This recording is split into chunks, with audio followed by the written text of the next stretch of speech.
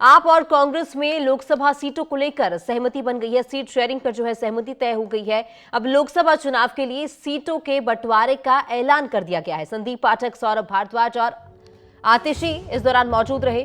दिल्ली, गुजरात, हरियाणा, चंडीगढ़ और गोवा में जो है गठबंधन का ऐलान कर दिया गया है। तो दिल्ली में 4 सीटों पर आप चुनाव लड़ेगी।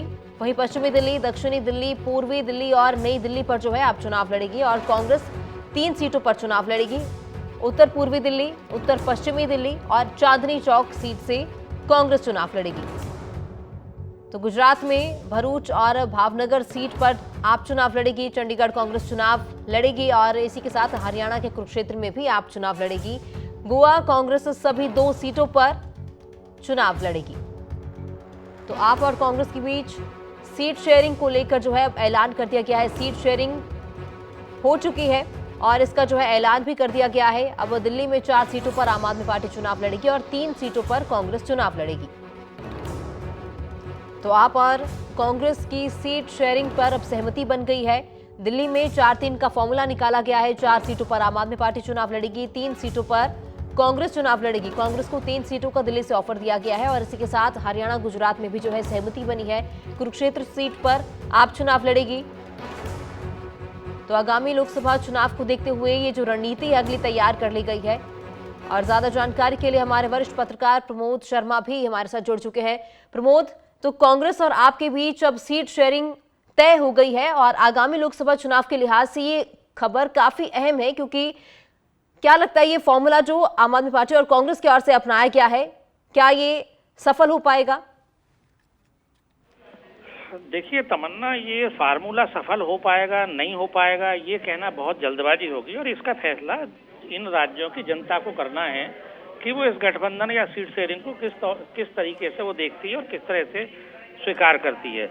लेकिन ये जरूर है कि दोनों पार्टियों का वोट मिलता है, उनके वोटर्स का सपोर्ट एक साथ जाएगा कैंडिडेट को, तो बीजेपी के लिए एक बड़ी चुनौती बनती है।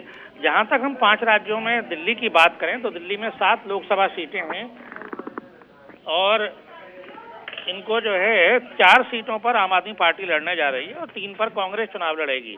तो वहाँ के अभी जो मौजूदा हालात हैं, वहाँ पे दिल्ली में 7 के 7 सीटों से जो सांसद हैं वो बीजेपी के सांसद हैं जीते हुए, और विधानसभा में जो 70 सीटें हैं उसमें से 62 यानी कि 62 सीटों पर आम आदमी पार्टी के विधायक हैं और 8 पर विपक्षी दल बीजेपी है। कांग्रेस को एक भी सीट नहीं है। तो कुल मिलाकर दोनों पार्टियां अगर लड़ती हैं तो बीजेपी को जीत का कारण ये मिलता है कि अलग अलग लड़ने से वोटों का बिखराव होता है और बीजेपी के 7 सीटें उनके कैंडिडेट जीते।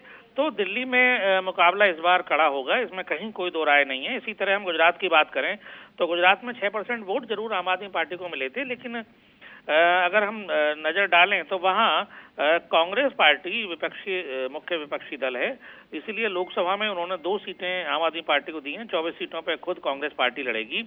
हरियाणा का जहां तक सवाल है वह मुख्य विपक्षी दल कांग्रेस है। 1 लोकसभा सीट कुरुक्षेत्र दी जा रही है।